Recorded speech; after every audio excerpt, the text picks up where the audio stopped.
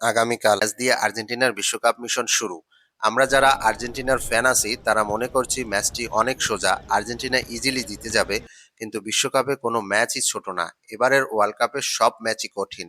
তাছাড়া ২০২২ সালের সৌদি আরবের সাথে টাটকা স্মৃতি তো আছেই। আর্জেন্টিনা ভার্সেস আলজেরিয়ার প্রি ম্যাচ অ্যানালাইসিস। আর্জেন্টিনা বনাম আলজেরিয়া ম্যাচটি ২০২৬ বিশ্বকাপের অন্যতম আকর্ষণীয় একটি ম্যাচ। এই ম্যাচটি দিয়ে আর্জেন্টিনা মূলত তাদের বিশ্বকাপ মিশন শুরু করবে। ম্যাচটিতে আর্জেন্টিনা মূলত এগিয়ে থাকবে। তার উপর আমেরিকাতে ডিপল, মেসি, থিয়াগো আলমাদার খেলার অভিজ্ঞতা আছে। তাই ২০২২ বিশ্বকাপের মতো প্রথম ম্যাচে প্যানিক করবে না। কোচ লিওনেল স্কলোনি মূলত প্রথম ম্যাচে তেমন কোনো রোটেশন করবে বলে মনে হয় না। গোলবারে মার্টিনেজ থাকতে পারে সেরকমই ইঙ্গিত পাওয়া গিয়েছে। ডিফেন্সে Cristiano Romero, Otamendi, Lisandro Martinez এরা থাকবে। মিডে Mac Allister, Enzo Fernandez, De Paul. আর অ্যাটাকে Lionel Messi, Lautaro Martinez, Thiago Almada আর বদলি হিসাবে জুলিয়ান আলভারেজ নামতে পারেন।